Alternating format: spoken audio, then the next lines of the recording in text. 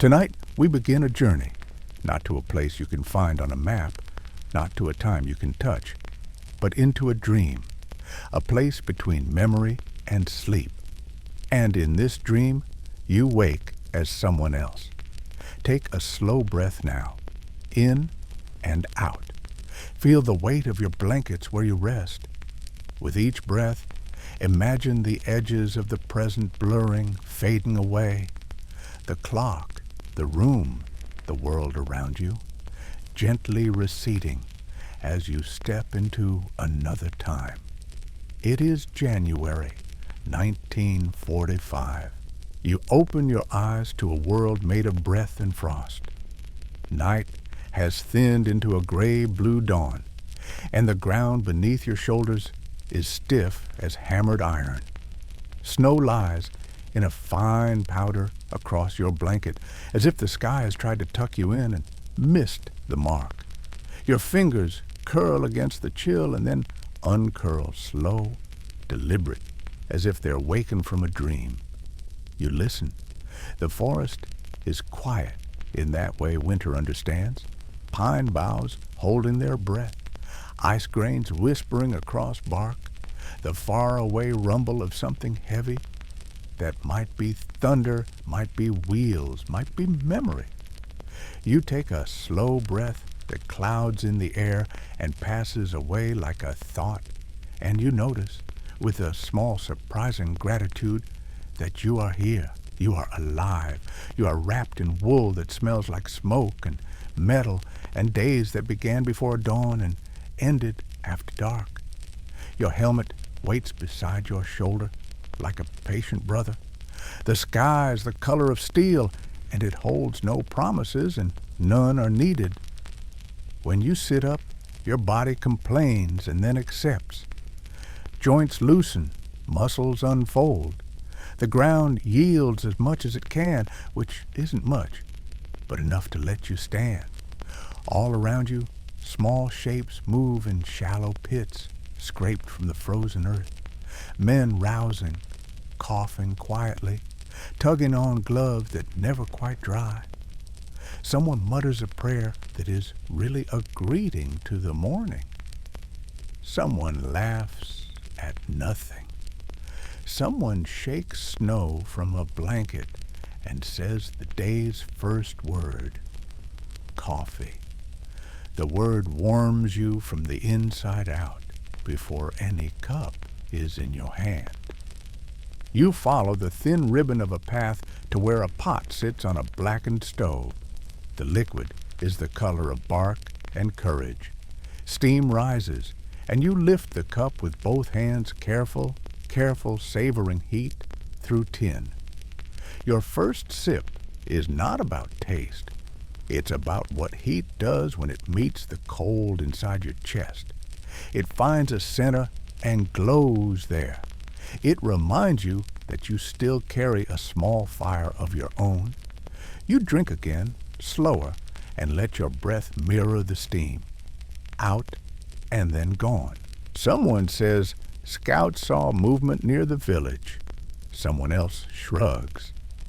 This is a landscape of halves, the half-truths everyone tells to keep fear at a distance, the half-light where everything takes a shape and then drops it again, the half-buried tracks in the field that might be yesterday's or might be an hour old. Your hands find your rifle. You check what can be checked and accept what must be accepted. The metal is cold, but it is a familiar cold, and that matters. The strap sits across your shoulder like a sentence you've learned to read without moving your lip. The morning stretches thin. Letters arrive, heavier than ammunition in their way.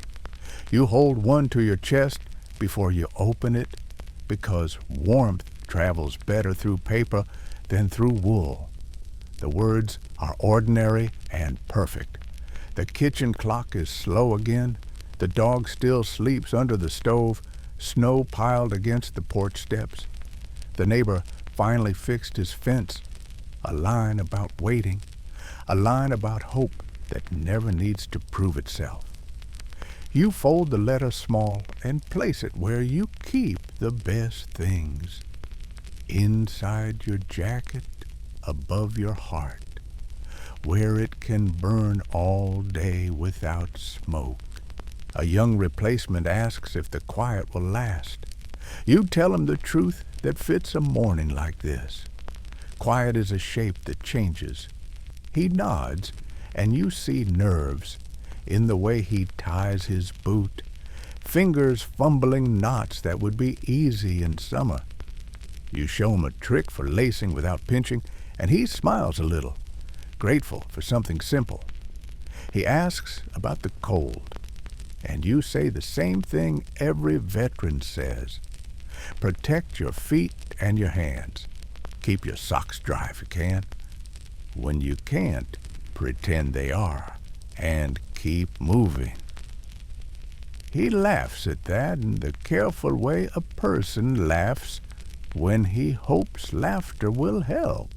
Hours open like doors and close like eyes. You carry more than you wear. A coil of quiet around your shoulders. A pocket's worth of worry you'll spend at the right time. A little stubbornness you tuck under your tongue. The forest breathes in a low, slow rhythm, and you match it without trying. The field beyond the trees wears a thin sheet of light and a scatter of shadows. A village sits beyond, roofs shrugged into snow, windows black, a copper weather vane on a steeple turning from east to maybe. You learn the day from its edges first, the way wind carries a smell of smoke from one house and soup from another, the way a crow lifts and crosses and disappears into the blue-white, as if winter can swallow anything and make it quiet. The first distant thumps are almost gentle. Your shoulders know what your ears know before your mind wants to say it. The big guns are speaking from somewhere you can't see, far off, then nearer, then the forest answering with a shower of small sounds as snow lifts and falls from branches. You move the way you've learned to move. Not quick, not slow, not afraid, not fearless. A steady walk that says you belong to your feet. Orders come like wind. They touch your face and pass through and keep going. You and the others take your places not because a map demands it, but because your bodies understand space and angles, and where a tree stands like a friend. When the first shells land in the field beyond the trees, earth blooms into dark flowers, and then the petals fall back and vanish. After the first, the next are easier to ignore. You breathe out and let the air carry weight away from you. Your breath leaves a small cloud that drifts toward the village. The second cloud follows the first. It is a kind of conversation, a way of saying, we are here and we will be here and we will be here again. There is a moment during every noise when the world tries to be still. You learn to find it. Between impact and echo, between roar and rain of snow, there is a heartbeat of quiet that belongs to no one. You rest inside it and feel your shoulders drop, your jaw unclench, the line of your back soften as if a hand has traced it and wiped away the hard parts. In that heartbeat, winter is only winter, and trees are only trees, and you are only a person breathing. When the order to fall back arrives, you move with the others, the forest swallowing you like a door closing at just the right time. A figure remains in the open for a few breaths longer than any person should. You look, and then you look away, and then you look back, because sometimes the eyes decide before the mind catches up. The figure stands on something black and broken and fires a weapon that speaks in hard syllables, holding a line that is not a line anymore, just a place where one person has decided to refuse. You can't hear the voice, but you can read the posture. Not bravado, not despair, only duty, measured out one slow breath at a time. It is a strange comfort to witness courage that asks for nothing from you except that you keep going. So you do. You keep going. And that choice, simple as a step, becomes a warm stone in your pocket you will touch later when your fingers need to remember. At night, the forest throws stars over your head like a blanket someone shook too hard. Cold finds every seam and buttons it shut, but you learn clever ways to unfasten it. You share body heat in a foxhole barely deep enough to deserve the name. You wrap your hands in your sleeves and make fists inside the wool and then gentle them out again. You listen to the dozen different sounds a tree makes in winter and pretend each one is a familiar voice saying an easy word. Sleep comes in pieces. You gather them like wood and make a small fire in your head and hold your hands over it and smile at the warmth you made yourself. Morning arrives without ceremony. The sky lifts from slate to pearl. The same world as yesterday, and not the same at all. You eat from a small box labeled with letters that promise more than the contents can deliver. You don't mind. The body knows what to do with dull food on a bright day. It turns it into distance and focus and enough patience to get from here to there. The young replacement, he looks shy when you glance at him like he wants to speak and thinks the words might embarrass him. Asks what you write home. You say you write about weather and food and the sound of a train at night because these are safe words for safe people in a safe kitchen. He nods and pretends surprise when you produce a hard candy from a pocket, a little piece of sugar with a universe inside it. You share it, and for 6 slow breaths, the day is sweet enough. A patrol carries you north through a stand of firs where the snow is deeper and the world seems to hum with something both old and brand new. You see tracks, fox, maybe, bird, a hare that crossed in the night and left a row of perfect commas in the white. A frozen stream murmurs under ice and then grows quiet, and you understand that stillness can be a language of its own. Nothing moves that means to harm you. Nothing moves that means to help you. The forest practices being itself, and you practice being the person inside your footsteps. By late afternoon, the sun slips low as if drawn to the edge of the world by a string. The village ahead holds its breath. There is a sense, hard to name, that the day would like to turn into a different day, and the landscape is negotiating terms. Your unit moves in a careful rhythm that feels like a prayer. One element forward, one covering, then trade, then repeat. Across the open ground you go, knees lifting high through crusted snow, the field whispering a sound like paper as it breaks under your weight. A window flashes, and you're down, and your cheek meets the cold, and the earth says, there you are, and you say back, yes, here I am, and the world records the answer. The village becomes a book, and you read it, one small room at a time. Doors that stick and then give with a wooden sigh. Stairs that complain with each step. Kitchens still smelling of yesterday's bread. A child's tin soldier lost beneath a chair. A ribbon dropped on a table beside a cold cup. Shadows layered over older shadows where a stove once breathed. You move with a team through a house that was a home, and you feel, in a place between ribs and throat, the thin line between shelter and ruin. You don't cross it. You only notice it, and noticing is both comfort and ache. In a brick building that might have been a bakery, you find jars tall as the distance between two safe hands. One holds cherries, young summer saved for winter.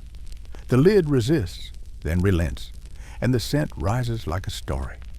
You share by instinct, even when you mean not to, even when a greedy little voice whispers, "Keep it. This sweetness is rare." You pass the jar. Red stains your fingers, and you grin at how the color looks on skin in a world of white and gray.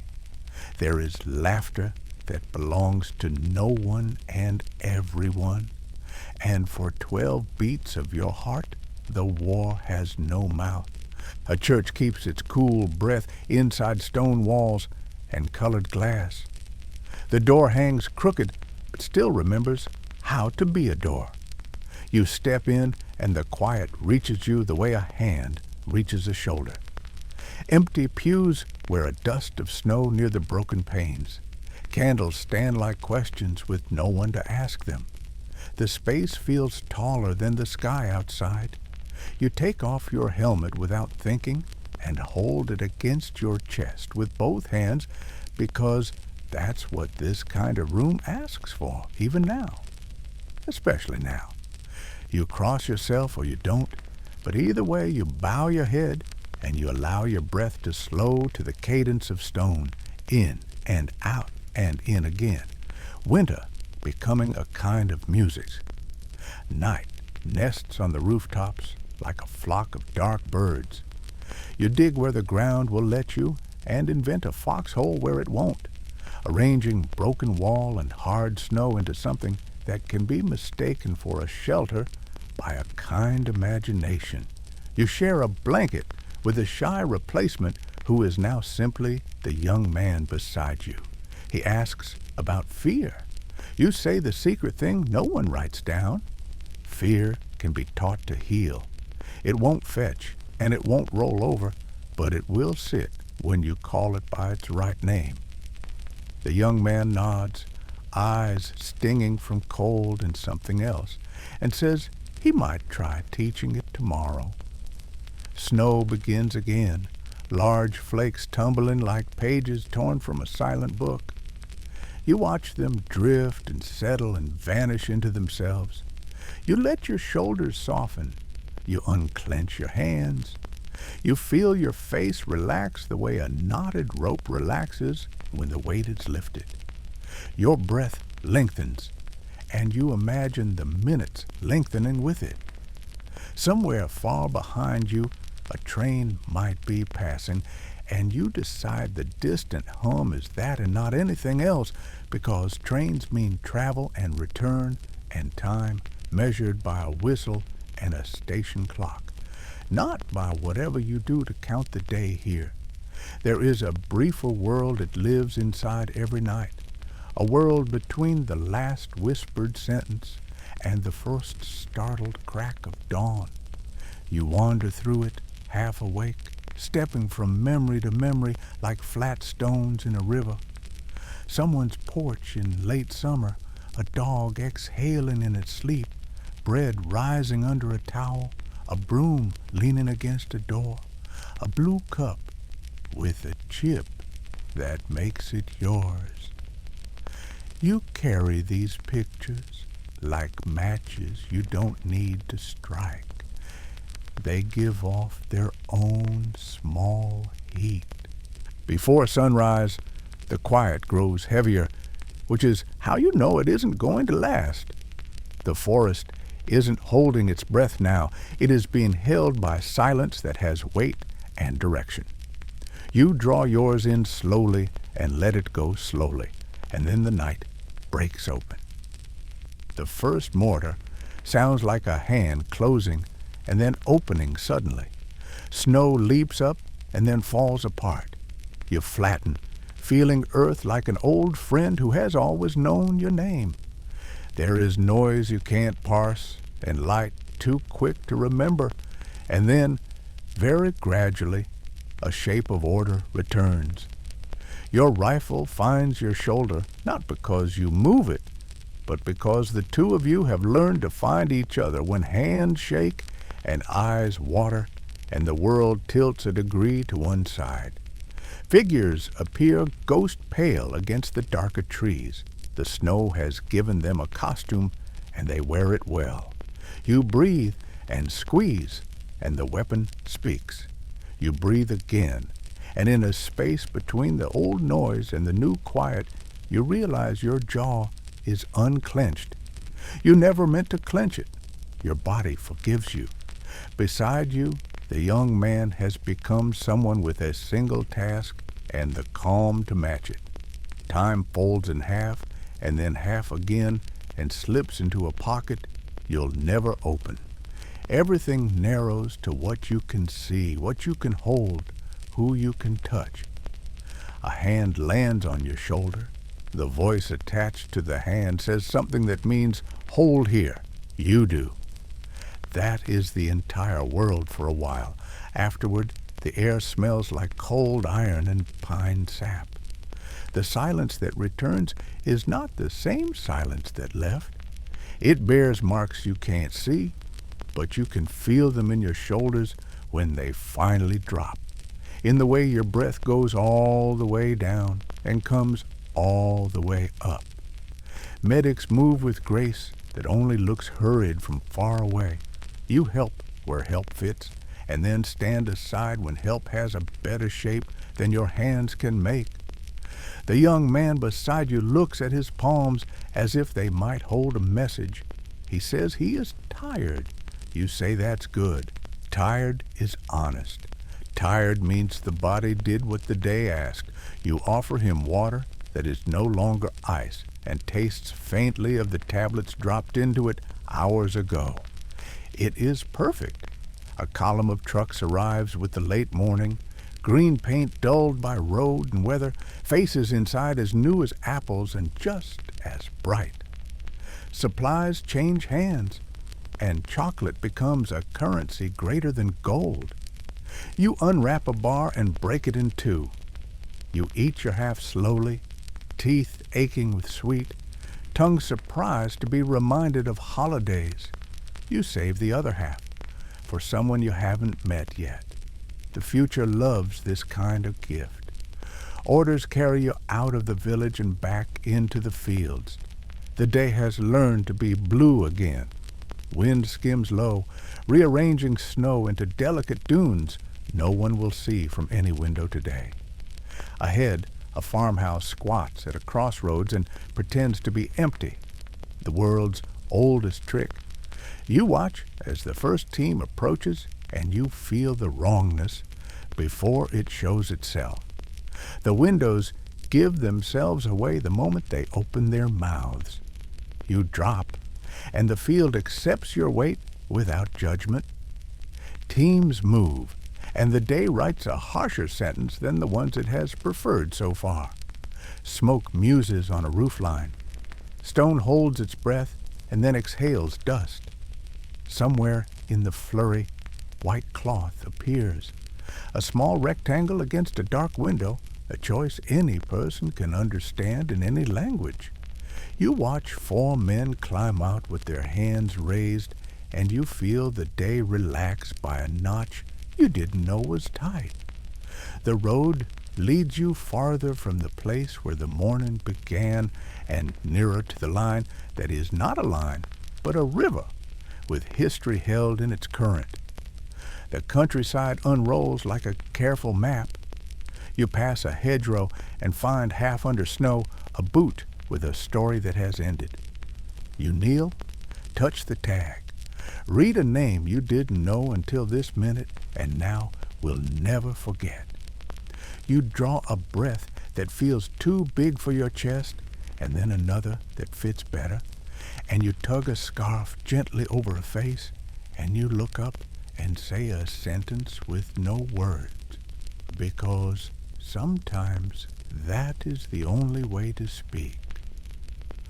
You mark the place on a small folded paper and tuck it where it won't get wet. Night builds again, plank by plank. Cold returns as if it had been out running errands and is now home and cheerful about it. You sit with your back against a tree that holds you as if trees were meant for that and not just for reaching skyward. Your feet ache the good ache of use. You pull off your socks and rub life back into toes that need the reminder. You show the young man how to wrap tape over raw spots so they don't become stories you'll remember for weeks. He smiles at the way the body accepts kindness when it is offered without ceremony. You both laugh at almost nothing, which is exactly the right amount to laugh at. Snow thicker than earlier, fat as leaves, begins again and remakes the world at an angle that pleases the eye. Sound carries differently now, traveling just far enough to say hello, and then returning to you like a dog who never learned to run away. The pre-dawn comes as it always does, as if it has been walking to this point all night without once looking up. The forest has its conversation with the light. You are allowed to overhear. Your breath slows in deference. Your shoulders sink as if two invisible hands find them and say gently, "That's enough for now." Another village gathers on the horizon, roofs like folded hands, a spire pricked into the low sky. The approach is patient and more careful than any story will ever be told about it. You move from wall to doorway to curb to shadow, your heart keeping time with your feet. Crossfire is a word that means geometry and weather and the number of windows facing a square. You find a vantage where the angle is right and the distance is kind. When the signal comes, you do your work unhurried and exact. The square changes shape and belongs to a quieter future. A church waits at the center as if it had always expected this morning to arrive. Inside, pews have been used for purposes they never learned in carpentry school. You lift a candle, set it upright, and feel the small correction. Please both you and the room? From the tower, the world is postcard and map at once. The river far off is a line of mercury under the pale sun. Smoke lifts in straight columns, as if waiting for a teacher to call roll. You stand with your shoulders easy, and your breath easy, and your thoughts easier than they have been in days. The distance lets you be large enough to hold more than one feeling without snapping. Relief, gratitude, the kind of melancholy that knows not to draw attention to itself. A bell hangs above you, silent, and you imagine its sound and decide it would be a warm sound, low and round, a sound that could carry bread and soup and news across a town in less than a minute. By late afternoon, the work remains, but the danger has moved to the edges of the map. You carry crates that are heavier than they look and lighter than any despair. You share what you have learned about today with those who will hold the line tonight. You sit in a narrow room with plaster that has cracked itself into a delicate web, and you watch sunlight find the fractures and turn them into art. You drink water that tastes faintly of copper and victory.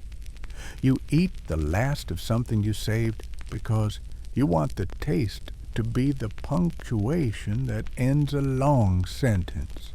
When night leans over the village, someone finds a hearth that will draw if coaxed, and a fire begins, careful as a secret. The flames are small and perfect. They speak a language older than winter.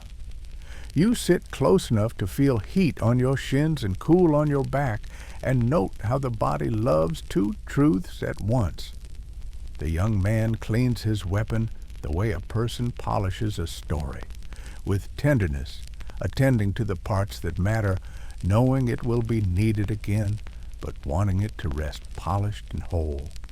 He asks if anyone really stops being afraid. You tell him fear is a weather front. You don't change its mind. You learn your routes through it. You fold maps that make sense to you and keep them in your pocket where your fingers can find them without looking. He nods, and the fire nods with him, throwing shadows up the chimney like birds leaving a roost. Sleep is a long road you walk without lifting your feet.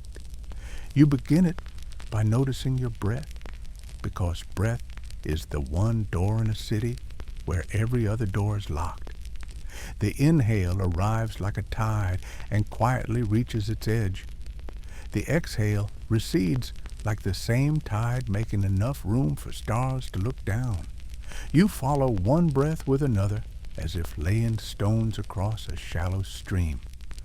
After a while, the stream becomes a path, and the path becomes a field, and the field becomes a place where winter is kinder than anyone expected. You bring attention to your feet, those loyal creatures. You thank your toes for every step they took today. They are small and brave and deserve gentleness. You let the soles grow warm in your imagination, as if a hearth lived beneath them. You let ankles soften, the work they have done draining away like water down a clean sink. Calves unwind, knees release, thighs sink, heavy as sacks of grain stacked neatly in a barn where the door is shut against wind.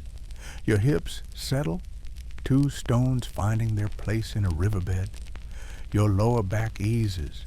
You allow the muscles to slacken, to become less like rope, more like soft cloth. Your belly loosens, and your breath can slide all the way down without meeting a hand that says, stop. Your chest broadens. Your ribs remember they are a basket made for breath. Your shoulders drop and drop again, because you don't need to carry the shape of vigilance while you sleep. Your arms lie long and quiet. Your hands uncurl. You thank your fingers for the way they held and let go, the way they mended and shared and steadied. Your neck lengthens. Your jaw unknots. Your tongue rests in a small pool of peace. Your eyelids grow heavy as coins at the bottom of a fountain. Your forehead smooths the way a lake smooths at dusk. The muscles around your temples fall asleep first, teaching the rest how easy it can be. Beyond the window, snow keeps its appointment with the earth. It falls with patience. It falls with grace. It covers what needs covering and leaves what needs leaving. The street outside wears a hush that a child would understand even if no one had ever taught it the word. The roofs collect a soft weight, and everyone who sleeps beneath them sleeps more deeply for it. Chimneys whisper. Steps are buried. The world gives itself permission to be quiet. You let memory choose a gentler room to rest in tonight. Perhaps it returns you to a kitchen with a ticking clock and a kettle that complains pleasantly as it thinks about boiling. Perhaps it gives you a porch in summertime with a moth hurling itself at a yellow bulb and a train in the distance reminding the night that movement can be comforting. Perhaps it offers a field at dusk where the grass is longer than it needs to be and the air tastes like rain that has not arrived yet. You stand in that field in your mind and spread your hands and admit you do not need anything more than this. You think of the people who loved you into being and the people you have loved into laughter. You think of good bread. You think of a hand on your shoulder and the way that hand didn't ask anything from you except perhaps the gift of letting it rest there. You remember a name you read today and say it again, low, like a password that opens a door into kindness. You imagine handing that name to a morning with no frost on it, and the morning takes it and promises to keep it safe. At the edge of sleep, sound changes. Footsteps in the hall become friendly footsteps. A creak becomes a house stretching. The crackle in the hearth becomes a cat sign. The wind loses its sharpness and learns to purr. The world beyond the blanket rearranges itself into shapes you don't need to identify, and then into shapes too soft to hold a name at all. Breath finds a cadence that belongs to nights this cold and rooms this warm. Inhale reaches the door and pauses like someone who remembers the rule about knocking. Exhale opens the door from the inside and says, "Come in, you're expected." The rhythm keeps time for you, and you do not need to carry a clock. The rhythm keeps watch for you, and you do not need to stand guard. Far away, where morning is already peeking over a different windowsill, someone lifts a cup of coffee and blows on it. The steam lifts and disappears into a ceiling that has heard everything and will hear everything again.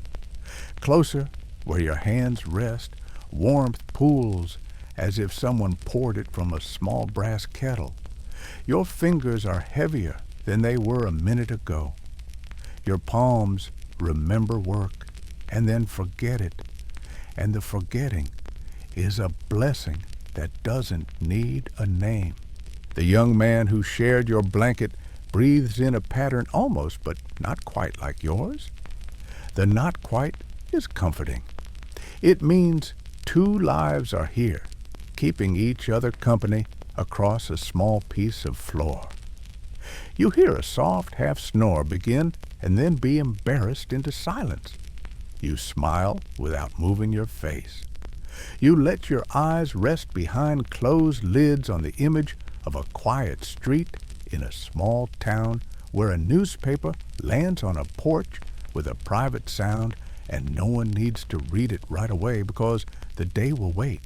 It will wait because waiting is what mornings do best. You have earned a long road through sleep, and the road is smooth tonight. No fences need mending, no gates swing on squeaky hinges, no watch is yours to keep. The village holds its breath for you. The trees lean over your roof line like neighbors peering to make sure the light is out and the blanket is tucked right to your chin. The river continues under ice, not hurrying, not stopping, each cold syllable of current speaking safety to the stones. In the room, the last ember chooses a final place to glow. It is small as a button and twice as dependable. It says without words that the fire will remember you and welcome you back when your eyes open to the blue hour before dawn. It says you can let go now. It says the long part is over and the easy part has finally arrived. You let gravity hold you the way a good story holds a child. You let breath carry you the way a boat carries a sleeping passenger. You let the quiet do its patient work. And as the last threads of wakefulness loosen, first one, then another, and then all at once, you feel the night itself lean down, not with a demand, not with a question, but with a promise only winter knows how to make. You are safe enough here now just as you are. Rest, breathe, drift. Sleep takes you like a gentle tide, and the shore